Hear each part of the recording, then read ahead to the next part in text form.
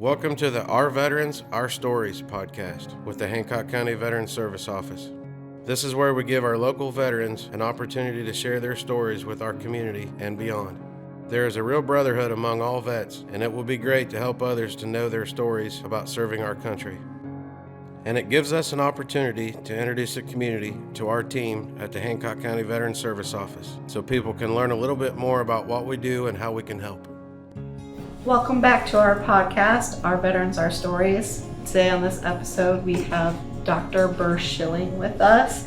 He is a Gold Star family, and I kind of just want to explain what a Gold Star family is before we get into this conversation. A Gold Star family is a family member of a U.S. service member who made the ultimate sacrifice and died while serving. And the Gold Star comes from the Gold Star emblem on the service flag. So that is where the actual meaning behind Gold Star family comes from. So welcome and thank you for being here today, Bur. Well, thank you for inviting me. Yeah, so let's just start off. Let's talk about Dean. Mm-hmm. Dean is your brother. My brother Dean. Yep.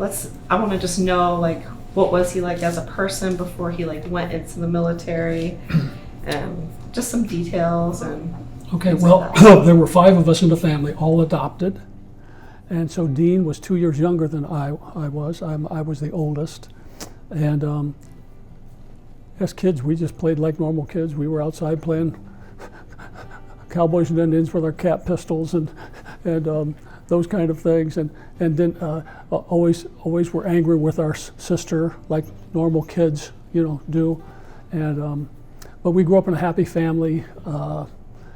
Dean, I still remember as a kid, would go into the post office and see the Marine poster and like that picture. And so he entered the Marine Corps from high school. And so I was off in college, so a lot of what transpired, after I left, he was still in high school. So when he finished high school, he joined the Marine Corps. Okay. So is that where he got the idea of joining the Marines? I think just so. From going to the post office? That's really cool. It's a good memory. What are some qualities about Dean that you really admired? Well, we have to realize I'm talking about a kid. Yeah. Because I really didn't know him as an adult. Right. So we basically were teenagers, and he was quiet, tended to be quiet. I was the vocal one. We talked about things. We shared a bedroom, and so and we also had our moments like brothers do, as well. But he knew what he wanted, and he was, he like most of us, sometimes had trouble with mom and dad's rules and that kind of thing, but we all tested things to a limit, And so, I went to his activities, his Boy Scout activities. We were both in Boy Scouts, so we were earning our merit badges and that kind of thing. And just a normal teenage brother relationship, I guess. It sounds like he kind of already had that, being in Boy Scouts, that admiration to go into the military, It seems. Okay. Is there a story about Dean that is memorable or that brings a smile to your face? Oh my. I can think of things like we used to ride our bikes from Rawson to Arlington to go swimming at the swimming pool. We used to ride our bikes around the park, which was across the street from our house. But again, that was as kids. And once he was in junior high, I was in high school, we really, 2 years apart, didn't have a lot of the same friends and that kind of thing. So, how do people like to remember and honor Dean? People or our family? Your family, friends. Well, I lost my mom a year ago at 98, and so she was the Gold Star mother. Coy Rawson High School honored Dean at an assembly on Veterans Day a few years ago. And I don't know what you want me to tell the stories. I mean, I got... Absolutely. Well, a few years ago, I called my mother and I said, I've never seen Dean's medals. Do you have his medals? And she said, well, I don't think I ever got any. So I called your office, and Nicole called DC, and they sent back a report that said it had been delivered to the family. So I called my mother, told her that. A few days later, she called and said, I found them. The Marine Corps had brought them to the door, handed them to her. She took them to a side closet, put them up on a shelf, and they sat there for 50 years. And so we went over to the house, got the box down, opened it. His medals were all there, and there was a letter from the Commandant of the Navy awarding Dean the highest award for bravery that they give. And then he told in there that how he received that, what he received it for. They were out on a patrol in Vietnam, and they came under sniper attack and grenade launcher attack. And Dean ran from the group and took the fire on himself so that the group could scatter.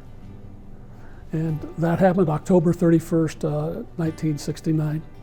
On November 31st, he was killed. His CO sent the message to DC. It was all given, but given posthumously.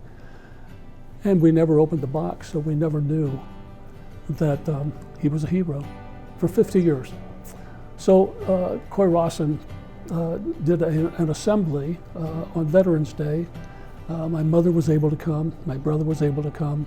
I invited a couple of my brother's, my Dean's high school friends. The school choir sang, and the superintendent spoke. It was very nice, and they had a plaque made that hangs in the boardroom at Coy Rawson, honoring Dean as the only student from Coy Rawson to be killed in Vietnam.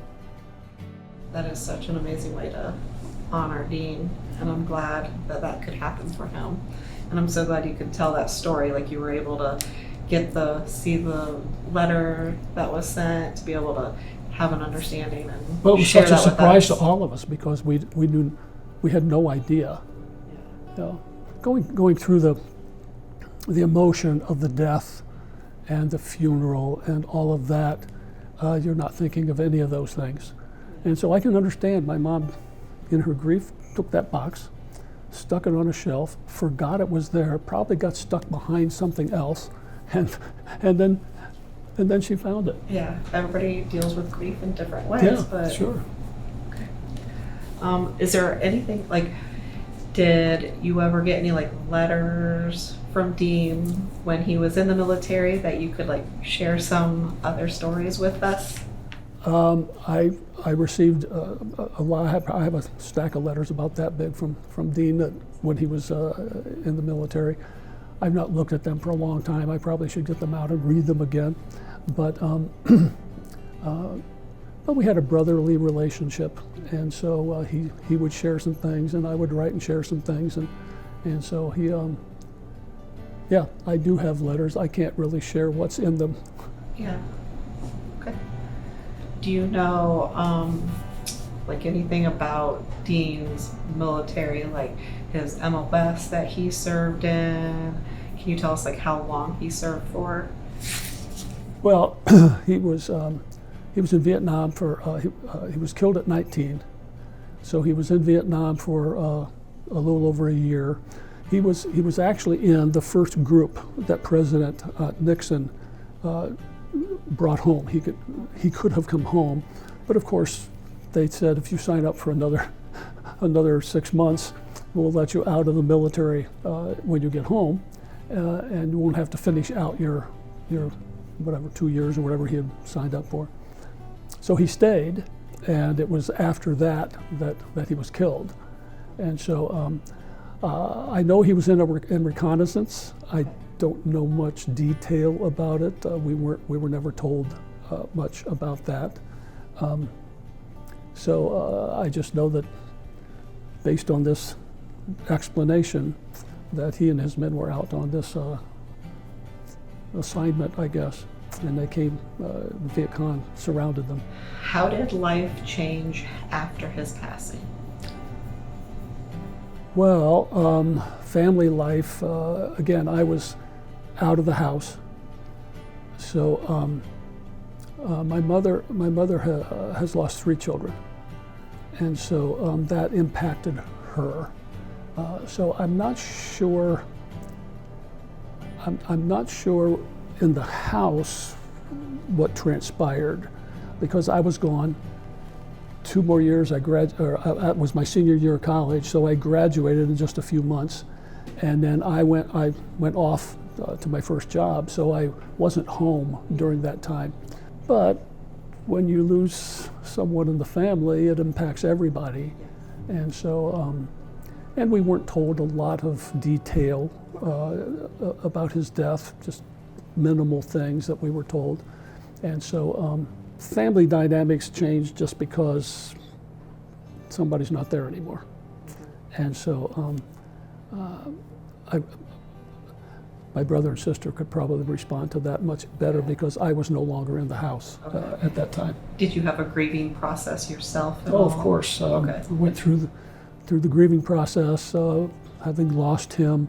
I was in ministry at that time, and so I was doing a lot of speaking out at different places, and I could use Dean's story for commitment to something, and use it as a part of my challenges in ministry, and so but personally had to deal with all of that. When I got the call that he had died, I first called Kathy, who later became my wife, and then I called a special faculty member who was invested in me, and she said meet me at her office. So I met her at her office, and of course was emotional, and she quoted a verse from Romans, and a lot of believers quote it. All things work together for good to those who love God, to those who are called according to his purpose. And she said, but not all things aren't good. All things don't feel good. All things don't have good outcomes. So we have to read verse 29 that goes with verse 28 to give verse 28 its meaning. For whom he did foreknow, he also predestined to be like his son. So all things happen, and it's our response to all things that happen that either make us more like Jesus or less like Jesus. And I've used that many times in my ministry. I really like that. It's a good, different approach to look at a situation like yours. I had people at Dean's funeral, come through the line and quote Romans 8:28, and I said, if I hear that verse one more time, all things work together for good. This isn't good. I don't feel that it's good. But she gave me the perspective of the chapter doesn't stop there. There's another verse. And that gives the whole meaning to this verse. And sometimes we do memory work and we only memorize the little things that are the little words for the day. And we fail to see how everything ties together. How do you honor Dean today, you specifically? Well, Facebook is a common thing today, so I always post something on his birthday, always post something on Veterans Day, on Memorial Day, tell his story.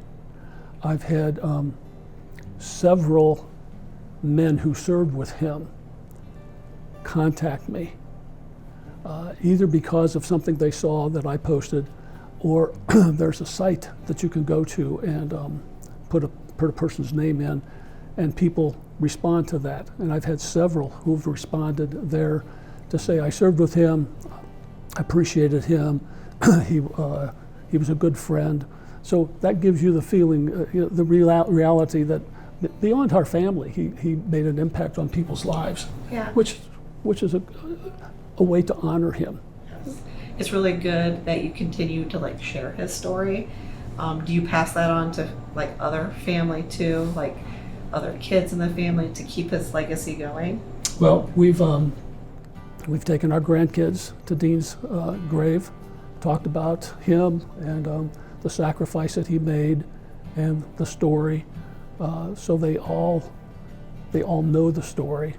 Of course, my kids never knew Uncle Dean, so they only know him because of my sharing with them, and of course they knew Grandma, so the Grandma had stories for them as well. But so it's interesting, maybe more difficult to attach emotionally to someone you've not known, but at least they know who he was, what his sacrifice was, and the story behind it. Yeah, that's great. Thank you for sharing that. I know this is like a very vulnerable situation too for you. What do you hope people can take away from your story, Dean's story? Well, first of all, life doesn't end with losing someone. It may feel like it at the moment, but it's how we respond to that will cause us to grow. And as we grow, we appreciate more the life that we had lost, and what they meant to us, how they impacted our learning early in this case, early in my life, having a brother that we grew up together, and then of course people lose people at different ages, but I feel like I'm preaching now, but when we lose, we dare not forget, but we have to take the reality and what we remember and begin to bring them in, and life is new. It's not going to be the same, but it is what it is, and we have to learn to live and adjust to that. And here, 50 years later, 55 years later, it's much easier for me to live with the memory of Dean than it was for the first few years, because it was still raw emotionally. He still, I could still hear his voice. I could, I would read his letters. But then life goes on, and as you move away from the death of a loved one, you begin to ask yourself, what did their voice sound like? What would they say if I told them this? And so it becomes your reality now, and it's a different reality than it used to be. But that's life. Life has exciting, growing times, and it has some disappointing times of loss. Again, I don't want to preach, but we have to learn to accept both and respond to both, so that we become different people, hopefully growing people, understanding people, that God will become a greater reality to us. Because in any disaster that happens, you have one of two options. You can either shake your fist at God, or you can open up and say, there's a what for here, but I'm not sure I see it right now. So I'm going to live so that you can show me the what for. And that's true about every loss, whether it's military or not. It's just the reality of who we are as human beings. Kind of go into more detail on like how being a Gold Star member correlates to that. To the loss? Yeah. Well, my mother had her Gold Star banner in her window, and even after she was gone, And so I asked if I could have that, and so it was given to me. So it's in my window now. It's difficult, I think, for Gold Star families because the why question that we all have when death comes has a different meaning. Was this war important? Why was he sent? Why? And when you think of the kinds of things that have happened even recently with terrorists, shooting military, and you say, why? There's a loss here. So I think a Gold Star family has an additional element to their grieving with questions that probably aren't going to be answered. You may get an answer, but it's the answer that's the politically correct thing to say. And that doesn't always help emotionally to adjust.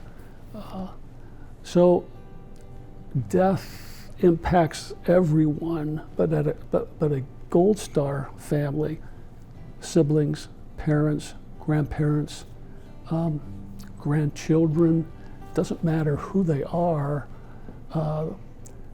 there's an additional question that comes to your mind about the whys, I think. Yeah. On the other side, there's the pride in knowing that they have served and protected the country that you love, and they were self-sacrificing.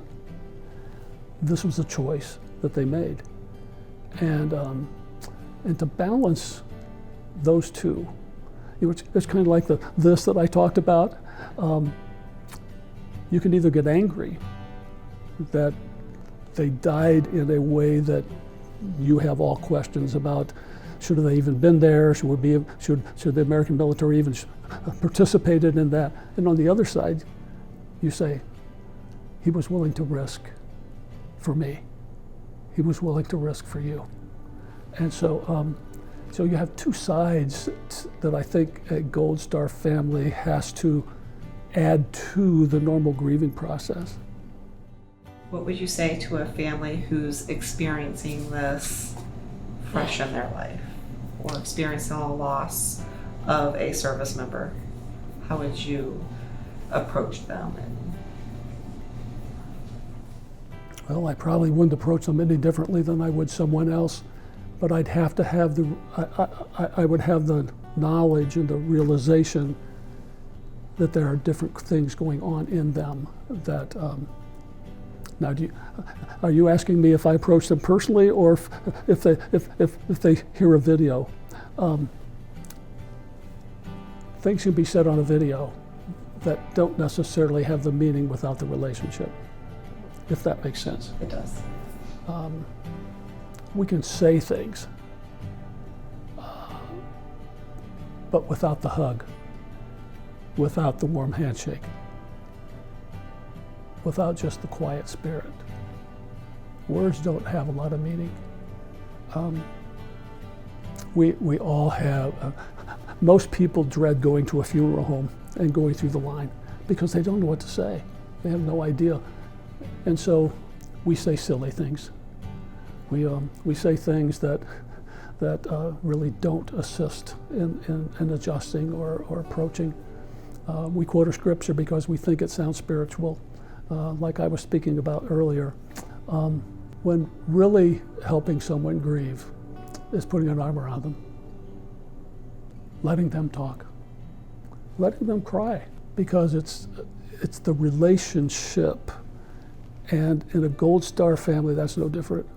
If I were talking to another Gold Star family who lost, particularly somebody who lost recently, and it's fresh and raw, the emotion, a quote doesn't help them. Just listening. The I understand doesn't help them. That's a phrase. You don't understand. But you don't understand the death of anyone. And so we have to be careful that when we approach someone, we realize the depth of their pain, the rawness of the emotion, and it's relationship that will help them adjust. So just to meet someone on the street who's a Gold Star family is very different than someone you form a relationship with, and that can help in the healing. What is a message you would like to share with service members that are currently serving? First of all, thank you for your service. It's sometimes difficult for those who are not serving to understand what went into the decision that someone makes to serve. You know, when there's no war, active war going on, it may be easier to make that decision.